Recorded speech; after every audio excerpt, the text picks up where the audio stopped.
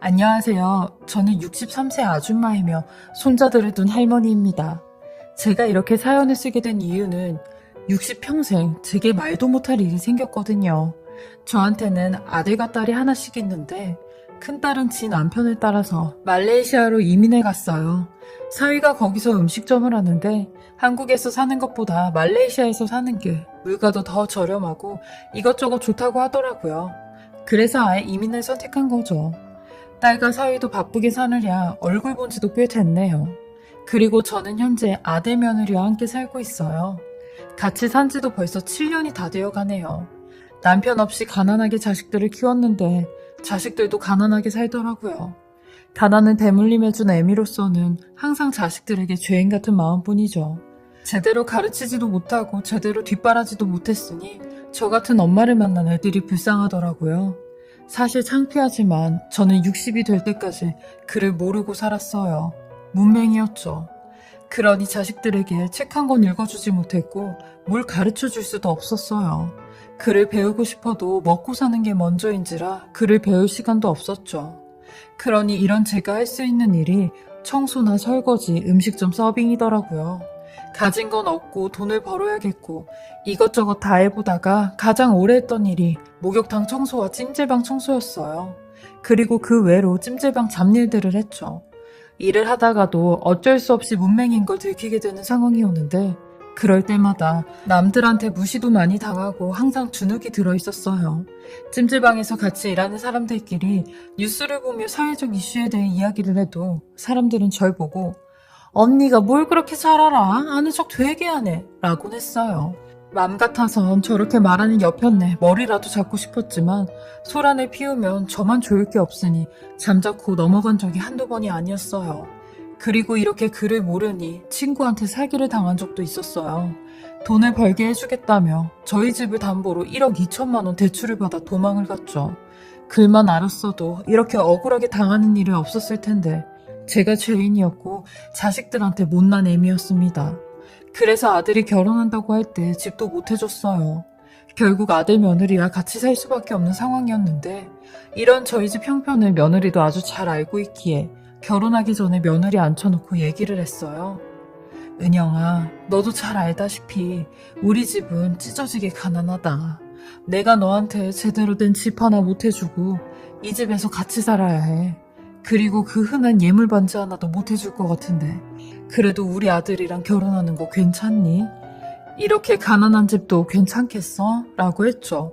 근데 저희 착한 며느리 되려 제게 따뜻한 말과 행동으로 어머님, 가난한 건 문제가 되지 않아요.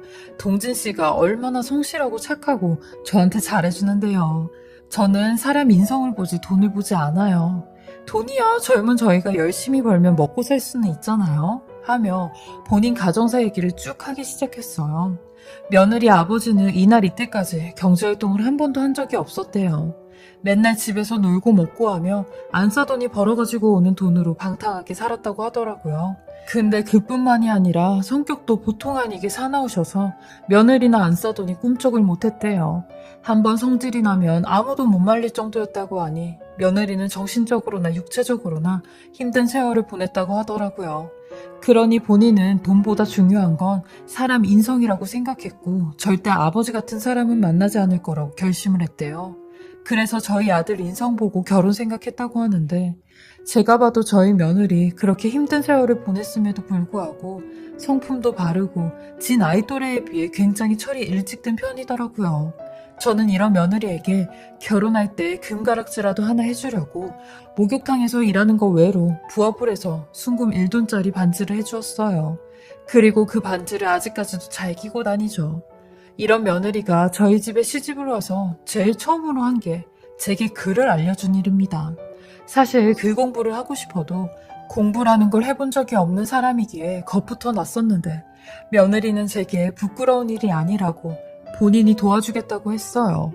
제가 말귀를 못 알아들을 때마다 많이 답답했을 텐데 며느리는 표정 하나 변하지 않고 되려 웃으며 친절하게 제게 글을 알려주었어요. 오죽하면 제가 며느리한테 세아가 네가 우리 자식들보다 낫다. 너 같은 며느리를 만난 내가 참 복이 많구나. 정말 고맙다 라는 말을 수도 없이 해주었어요. 저는 며느리 덕분에 이렇게 글도 쓸 수 있게 되었고 어디에서나 당당했습니다. 심지어 음식점에서도 제가 먹고 싶은 걸 시킬 수 있었어요. 글을 모를 때는 메뉴판도 읽을 줄 모르니 남들이 시키는 것만 맨날 똑같이 시키곤 했었거든요. 며느리가 참 복덩이인 게 며느리가 들어온 뒤로는 저희 아들도 일이 많아졌어요. 저희 아들이 건물 외벽 청소하는 업체의 직원인데 하는 일도 잘 되었죠. 비록 위험한 일이지만 아들도 열심히 살았어요. 그렇게 저희 아들 며느리는 아이까지 낳고 행복만 가득할 줄 알고 걱정 없이 살았습니다.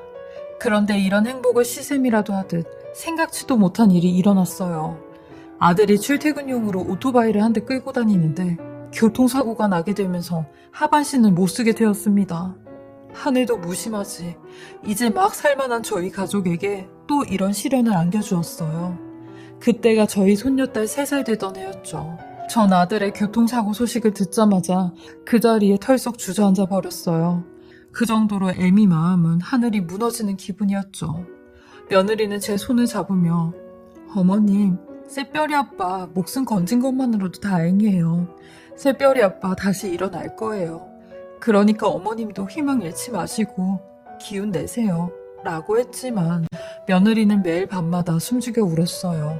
입을 틀어막고 우는 소리가 문 밖까지 새어나오는데 그 소리를 들을 때마다 저도 같이 숨죽여 울곤 했네요. 결국 저희 아들은 일어나질 못했고 침대 생활과 휠체어 신세를 져야 했어요. 그때 아들 나이가 35이었는데 정말 참담하더라고요.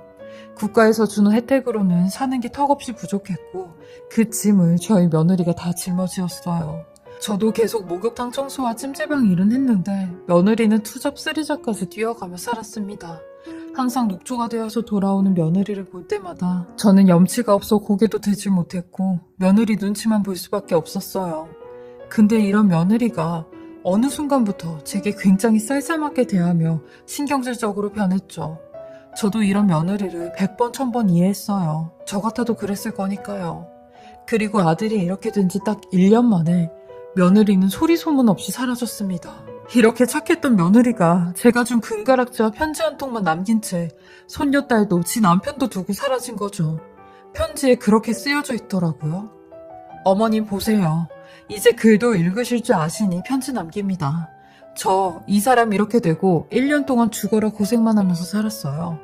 근데 생각해보니까 제 나이가 34살이더라고요. 아직 창창한 나이에 이런 집구석에서 아픈 남편 뒷바라지하면서 사는 거 못할 것 같아요. 사지 멀쩡했을 땐 어떻게든 살면 입에 풀칠이라도 하겠지 생각했는데 이젠 아니잖아요. 저도 더 이상 이렇게 구질구질하게 살고 싶지 않아요. 그러니까 어머님께서 새별이 좀 맡아서 잘 키워주세요. 그리고 애 아빠도 잘 좀 부탁드릴게요. 뭐 언제가 될진 모르겠지만 제가 사정이 좀 나아지면 새별이는 데리고 갈게요. 그러니까 그때까지 어머님께서 새별이 좀 잘 봐주세요. 그리고 제가 이 집에 시집 올 때 받은 금가락지는 두고 갈게요. 이거 보면 볼 때마다 이 집에서 있었던 일들이 악몽처럼 생각이 날 것 같거든요. 어머님도 이 반지 팔아서 살림에 보태시던가 그러세요. 그리고 도망가는 사람 붙잡지 마시고 찾지도 마시고 그럴 생각도 하지 마세요. 그럼 안녕히 계세요. 라며 글을 썼는데 침대에 누워있는 아들은 이 사실을 전혀 모르고 있었어요. 그리고 나서 알게 된 아들은 며느리를 찾겠다며 침대에서 바닥으로 떨어졌고 울부짖으며 현관문까지 기어서 가는데 전 그런 아들을 붙잡고 하염없이 울었어요. 며느리가 사라지고 며느리 친정이고 직장이고 싹 다 연락을 해봤는데 그 행방을 아는 사람은 아무도 없었습니다. 그리고 실종 신고를 해도 소용이 없었죠. 성인 실종은 범죄와 관련이 없는 이상 단순 가출로 본다고 그저 기다리라는 말뿐이었어요. 그렇게 3년이란 시간이 흘렀어요. 아장아장 걷던 손녀는 6살이 되어 유치원에 들어갔죠. 저는 손녀의 등하원 문제로 주말에만 목욕탕 청소 일을 나갔고 평일에는 부엌과 건물 청소 알바를 했어요. 몸이 10개라도 부족하게 살았어요. 그러던 어느 날 손녀의 하원 시간이 또 늦어져 헐레벌떡 손녀 유치원으로 달려가고 있을 때였어요. 저 멀리서 보니 손녀딸이 또 유치원 놀이터에서 혼자 앉아있는 겁니다. 제가 이렇게 늦게 손녀를 데리러 가면 가끔 유치원 선생님들이 손녀를 놀이터에서 놀게 두더라고요. 어차피 바로 앞에서 보고 있어서 상관은 없다고 하는데 저는 그런 손녀의 모습이 마음이 아팠죠. 그래서 다급한 심정으로 신호등만 켜주길 기다리고 있는데, 아니 세상에, 어떤 허름한 옷차림의 사람이 울타리 밖에서 저희 손녀딸 머리를 쓰다듬고 있는 겁니다. 그리곤 이내 사라져버리는데 저는 깜짝 놀라 기겁을 하고 손녀딸 이름을 부르며 뛰어갔어요. 그리고 손녀딸한테 아까 그 사람 누군데 새별이 머리를 만지고 있냐고 했죠. 그러니 저번에도 한번 본 사람이라고 하는 겁니다. 그리고 젤리도 주고 갔다고 하는데 전 순간 가슴이 철렁 내려앉았고 순간적으로 그 사람이 며느리라고 생각이 들었어요. 그리고 유치원 선생님한테 가서 2번 다시 손녀딸 놀이터에 혼자 두지 말라고 했습니다. 그러니 저희 손녀딸이 하도 보채는 바람에 그랬다며 죄송하다고 하더라고요. 저는 제 느낌이 맞다고 생각이 들었고 또 나타날 며느리를 미행하기로 마음을 먹었습니다. 손녀한테 물어보니 남자인지 여자인지는 모르겠는데 말투가 여자라고 했어요. 그리고 한 3번 정도 본 것 같다고 하는데 저는 믿져야 본전이다라고 생각했고 그 다음 주 똑같은 요일에 같은 시간대에 저 멀리서 숨어 지켜봤어요. 근데 며느리의 모습은 볼 수 없었고 몇 번이나 허탕을 친 뒤 딱 2달이 지난 후에 며느리의 모습을 다시 볼 수 있었어요. 허름한 옷차림을 하고 유치원 울타리 밖에서 서성이는데 언뜻 그 모습이 며느리가 맞았습니다. 그렇게 한참 동안 그 주변을 서성이더니 발걸음을 옮기기 시작했죠. 저는 그 뒤를 쫓았습니다. 며느리가 버스를 타러 가는 모습을 보고 그 옆 택시 정류장에서 택시를 잡았어요. 그리고 며느리가 타는 버스를 따라갔습니다. 이윽고 도착한 곳이 시골 마을이었는데 저희 동네와 얼마 떨어지지 않는 곳이었어요. 제가 사는 곳이 지방이긴 한데 시골 마을보다는 조금 도시화된 곳이었거든요. 아무튼 며느리는 그곳에 내려 또 다른 버스를 타고 한참을 갔어요. 저는 혹여나 들킬까봐 몸까지 숙여가며 택시 안에서 며느리를 뒤쫓고 있었죠. 그때가 겨울때라 벌써 5시가 되니 해가 저물고 깜깜해지고 있었어요. 며느리는 그 저녁에 어느 마을에서 내려 산 쪽으로 올라가고 있는 겁니다. 저도 지금 생각해보면 겁도 없었죠. 무조건 며느리라는 집념 하나로 그 어두운 곳은 숨죽여 따라갔으니까요. 하지만 되려 날이 어두운 탓에 며느리 눈에 띄지 않았어요. 저는 속으로 아니 도대체 얘가 이 밤에 왜 산속에 들어가지? 싶었고 바스락거리는 소리에 몇 번이나 걸릴 뻔해서 안 되겠다 싶은 마음에 이 위치만 알아두고 후다닥 내려왔어요. 그리고 아들한테는 아예 말을 안 했어요. 혹여나 며느리가 아닐 수도 있으니까요. 그렇게 다음날 아침 저는 어제 찾아갔던 곳을 다시 찾아갔습니다. 지푸라기라도 잡는 심정으로 제발 누구라도 있어라 하며 한참을 산을 올라갔고 산 중간쯤 올라갔을 때였어요. 전 그곳에서 정말 충격보다 더 충격적인 장면들을 보고야 말았습니다. 사람의 흔적이 있는 물건들이 보였고 그 옆에 돌과 돌 사이 작은 굴 같은 곳이 있었어요. 마치 동굴같이 생겼는데 그 안을 들여다보려고 하는 순간 그곳에서 저희 며느리가 나오는 겁니다. 저는 며느리를 보자마자 온몸에 소름이 쫙 끼쳤고 저를 본 며느리도 놀래서 소리를 지르는 겁니다. 둘 다 귀신을 본 것 같은 느낌이었어요. 저는 그런 며느리에게 다가가 새별 엄마야, 너 새별애미 맞지? 흥, 너 맞지? 하며 쓰고 있던 모자를 벗기려고 하는데 며느리가 제 손을 탁 잡더니 어머님, 아니 여기 도대체 여길 어떻게 하신 거세요? 라고 하는 겁니다. 전 그런 며느리에게 너 지금 여기서 뭐 하고 있는 거니? 너 왜 이런 데서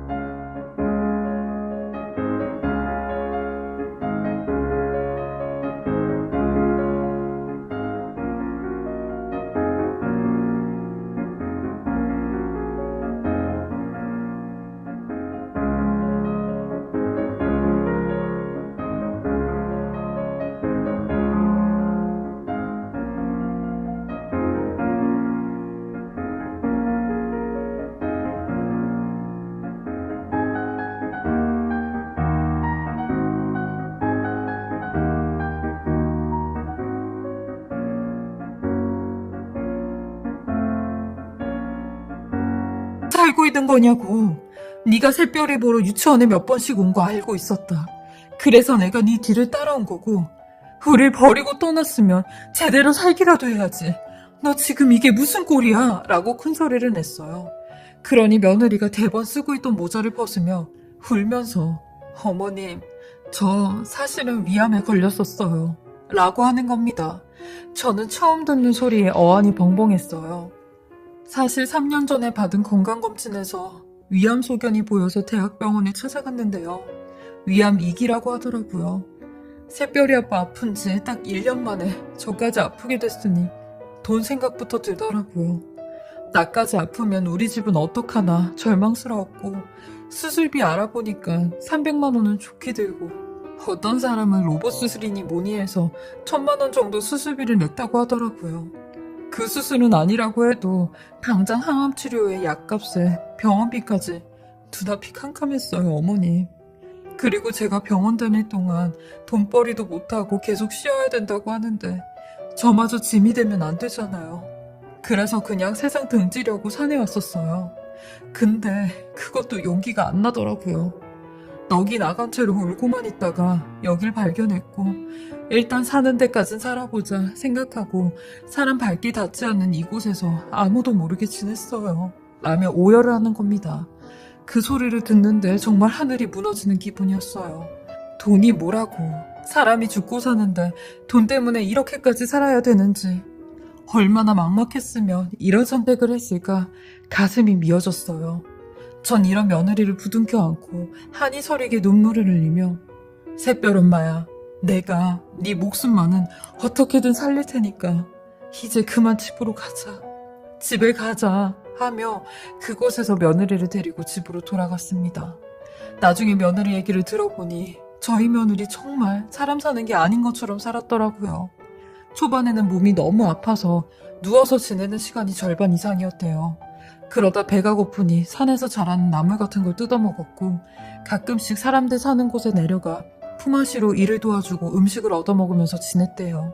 그렇게 3년을 노숙자나 다름없이 산 거죠. 다행히 겨울에는 혼자 사시는 독거노인 할머니네 집에서 일 도와주며 얹혀 살았대요. 저희 아들도 이 얘기를 듣고 오열을 하며 내가 죄인이야. 내가 사고로 갔었어야 했는데 그럼 돈이라도 나왔을 텐데 라고 하니 저희 착한 며느리 끝까지 그런 소리 하지 말라고 하더라고요. 그날 정말 아들, 며느리, 손녀 그리고 저까지 넷이서 얼마나 울었는지 모릅니다. 그리고 제일 중요한 며느리 병원을 찾아갔어요. 저희 동네가 워낙 지방 시골이라 며느리가 검사를 받았었던 대학병원으로 갔죠. 근데 생각지도 못한 결과를 듣게 되었습니다. 세상에, 며느리의 암세포가 3년 전보다 2분의 1이나 줄어들었다는 소식이었어요. 이 소식이야말로 하늘이 저희 가족에게 내려준 선물이었어요. 며느리 담당 교수님도 기적과 같은 일이라며 수술하고 항암치료 잘하고 관리도 꾸준히 하면 완치가 가능하다고 하시더라고요. 기적, 정말 기적이 맞았습니다. 가난하고 아들은 사고로 저렇게 되고 며느리까지 아팠는데 이런 저희에게 시련이 아닌 기적이 싹 텄다는 생각에 기분이 너무 좋아 주책 없이 눈물이 났어요. 며느리는 제게 감사하다는 말만 연신해대는데 저는 내가 한 게 뭐가 있냐고 했어요. 그러니 며느리가 그 얘기를 하더라고요. 며느리가 시집 올 때 며느리 부모님이 2분 다 안 계셨거든요. 그래서 결혼하기 전날 제가 며느리 보고 저희 집에서 와서 자라고 했어요. 혼자 있다가 결혼하러 가면 외로우니까 전날 밤 나랑 같이 있자고 했죠. 근데 그게 참 고마웠대요. 그리고 결혼해서 같이 살면서도 제가 엄마처럼 본인을 챙겼다고 그게 너무 감사했다고 했어요. 며느리와 저, 그리고 저와 며느리 둘 다 이심전심이었던 것 같아요. 그렇게 따지면 제가 며느리한테 더 고마운 것들이 많았죠. 저는 제가 벌어둔 돈 며느리 병 고치는데 아낌없이 쓸 생각입니다. 우리 며느리 끝까지 잘 이겨내서 완치했으면 해요. 완치할 거라고 믿어요. 제 60평생 이런 일을 겪게 될 줄은 꿈에도 몰랐는데 인생이 한치 앞을 볼 수 없듯이 제 인생도 참 기구하다 생각을 하여 이렇게 사연 보내봅니다. 남은 인생 동안 후회 없는 삶 살면서 열심히 가족들과 최선을 다해 살려고 합니다. 제 사연 들어주시는 분들도 저 같은 사람 보면서 힘든 일 다 이겨내시길 바랍니다. 항상 건강하시고 행복하시길 바라겠습니다. 지금까지 사례자분의 글을 읽어보았는데요. 정말 따뜻하고 애절한 고부간의 이야기인 것 같아요. 서로가 서로를 생각하시고 사랑하시는 마음이 대단하신 것 같아요. 며느님도 그동안 고생 너무 많으셨는데 힘내셔서 수술 잘 받으시고 건강해지셔서 완치하시길 소망하겠습니다. 그리고 사례자님 가족분들도 항상 행복하시고 좋은 일만 가득하시길 바라겠습니다.